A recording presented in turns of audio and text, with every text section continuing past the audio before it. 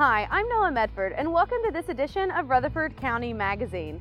We've been working through the fall to bring you some new and interesting segments. First, we're going to be talking about the new video docketing system at the Judicial Building. Then we will talk to Alan Farley, the elections administrator, about the upcoming 2016 elections, how we can become more involved, and the change in voting locations. And finally, we will talk to John Lodel, Rutherford County Archivist, about some history of this lost city of Jefferson. So sit back and relax and enjoy this edition of Rutherford County Magazine.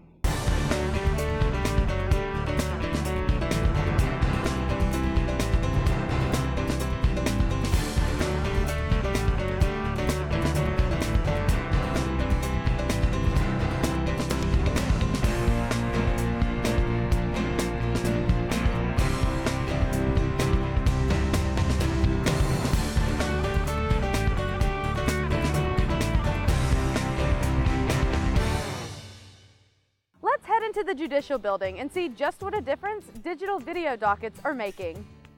We're looking at the construction of a new judicial building, which will begin this winter and hopefully be completed in about 3.5 years. We were looking at a digital system for that new building, and we also decided that we should go look at some other courts that have built new buildings in the recent past.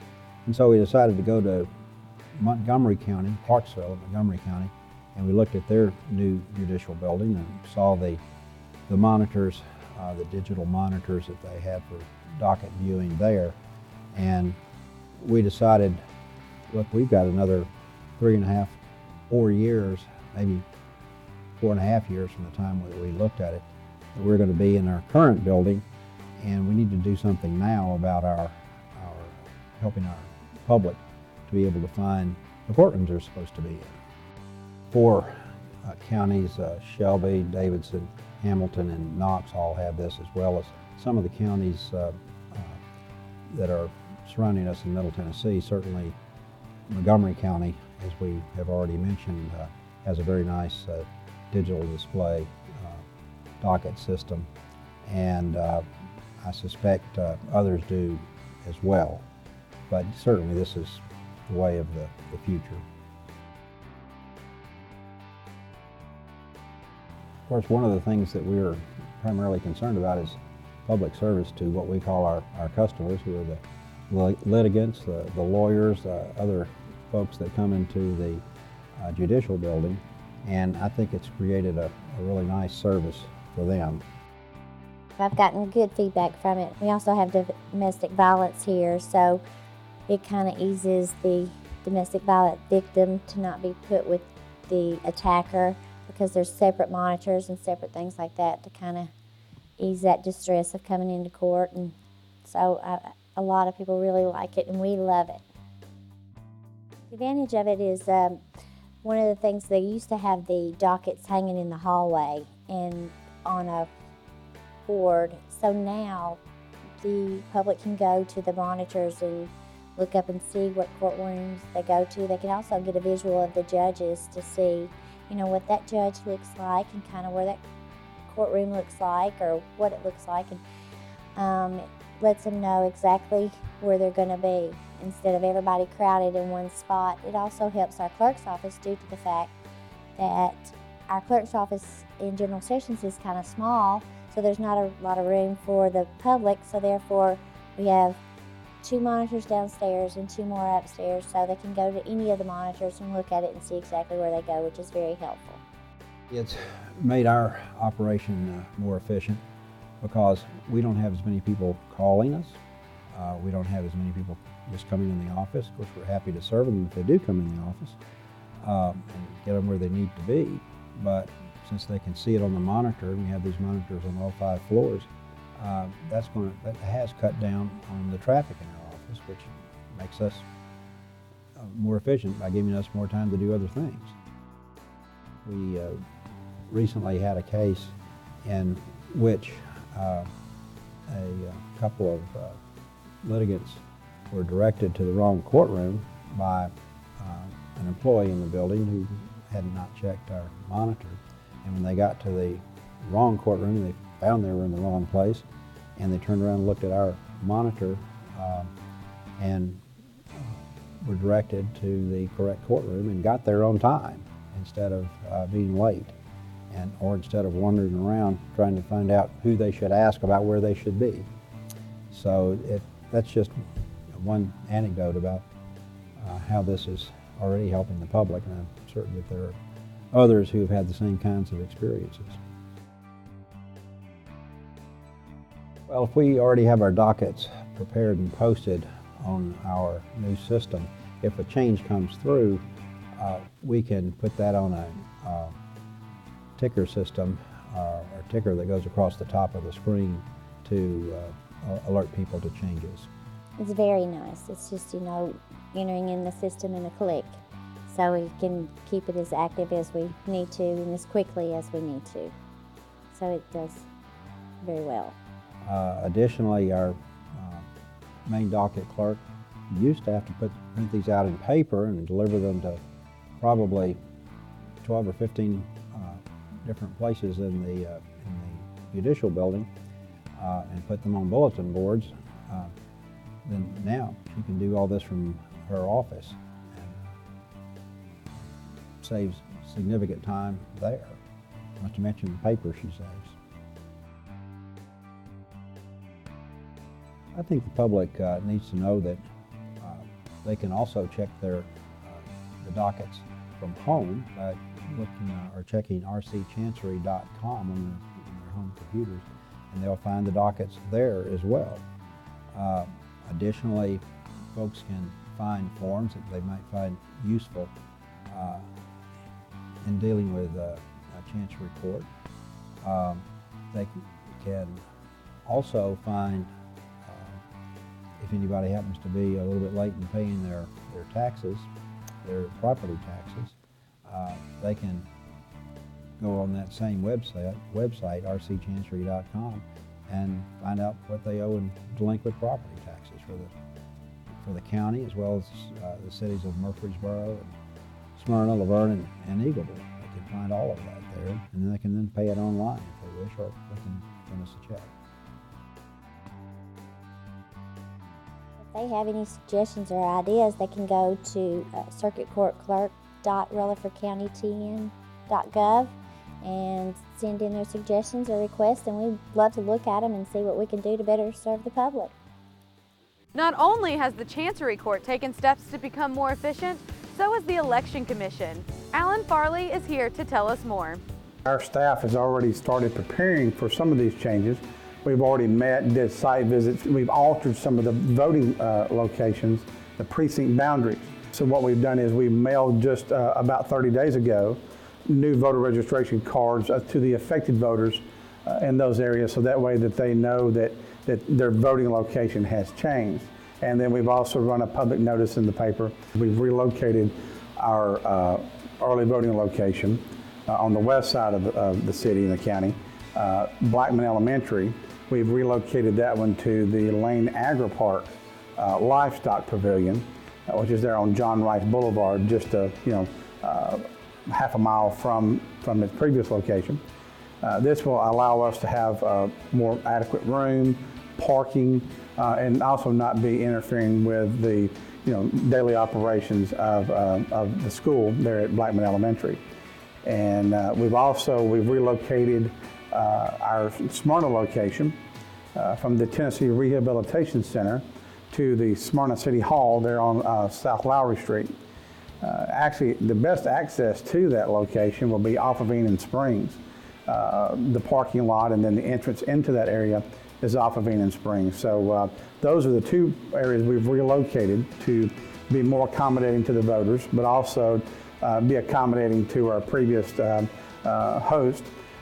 And then thirdly, we have actually added an additional early voting location for the southern part of the county. We've located there on Butler Drive there at the Middle Tennessee Association of Realtors building.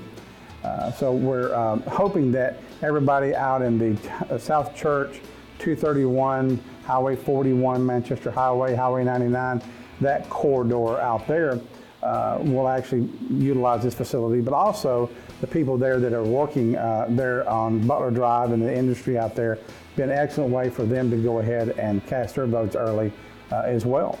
Now we're currently going through meeting with various different organizations and community organizations and groups to get the word out, which this is very important. One of the things is if you have moved in the past 18 to 24 months and you haven't changed your address, please contact our office. If for some reason you may have an inactive voting status, it's important to get in touch with our office, because we need to go ahead and get you active, because that means you didn't respond to a confirmation card that we mailed out back in February. So we just need to get a few minor details there, and that will move people through quickly, but also too, people that are in line who have everything in order, it will move those lines a lot quicker. You must have a photo ID, which it must be a state-issued photo ID or a federal-issued photo ID. It could be a driver's license. The driver's license doesn't have to be current. It can be expired. Also, you could have a U.S. passport, which is a federal-issue ID. You could also have a military ID as well. A student ID is not accepted. Your voter registration card is not required, but it's always good to have because it moves the process along a little faster. Election day is March 1st, 2016. The deadline for every election to register to vote is always 30 days. So February the 1st of 2016 will be the last day that they can register to vote for or vote in the March 2016 election. And if they register after that deadline, they won't be allowed to vote in that March election, but they will be eligible to vote going forward, the August election or November. It takes between 350 to 400 citizens of Rutherford County to conduct an election. So we're always looking for people who are civic-minded, community-minded. You will be compensated for your time, but people that want to take part and involved in their community, we encourage you to contact our office, and no past experience necessary, because we will train and have you ready to go for election day. We've got one job, which is the registrar. The registrar is a person that actually will be working a laptop. We're going to be 100% e-poll book. So those will be our registrars. And then also our machine operators that are actually ones that are setting the machine for each voter to cast their ballot. And then we have, of course, our officers. Those are the folks we want to have a little election day experience, because they are kind of the chief operator of that polling place. Also, too, with all the technology, we are looking, having technical people that know how to interact or network the laptops with the printers, and also, tying all that in together.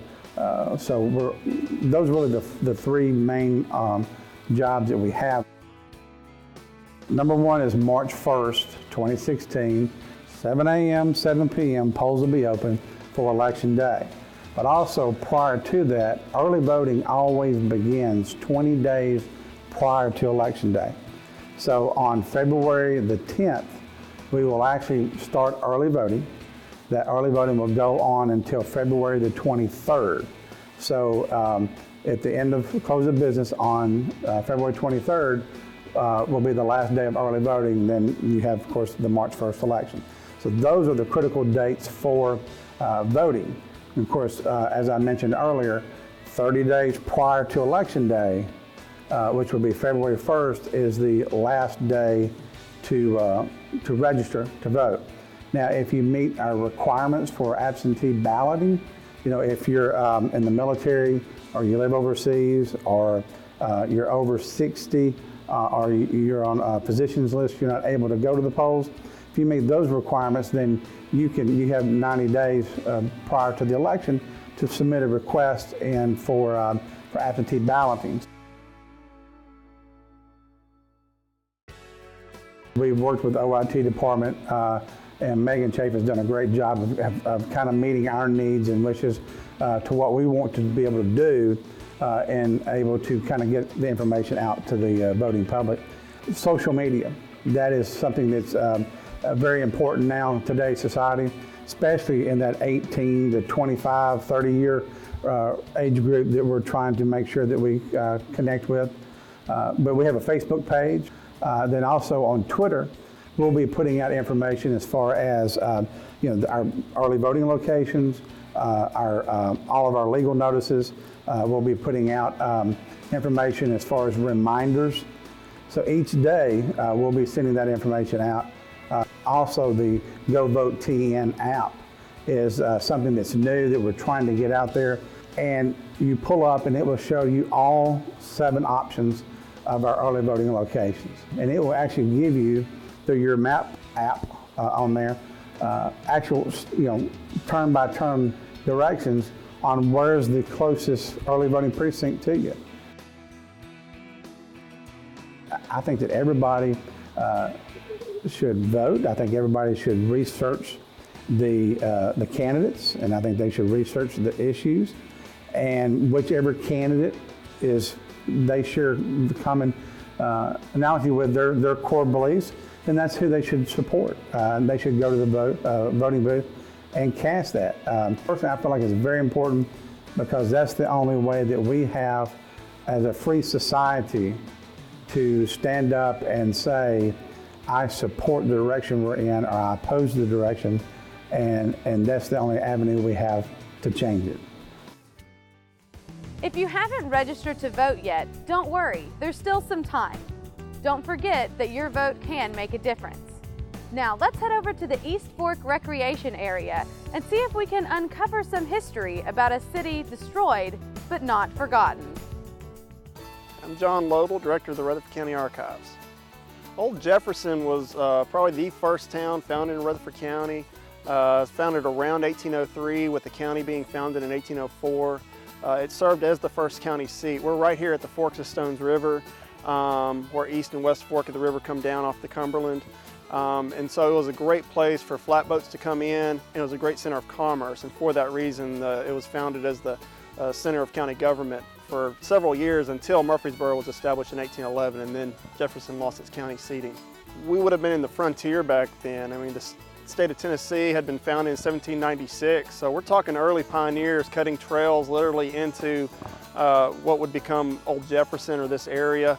And so to be able to have commerce out of the frontier, we had to have some way of shipping goods in and out. So it was going to be the river. The railroads wouldn't come around for 50 more years. And so the river waterways were the major transportation hub, and therefore this was prime location.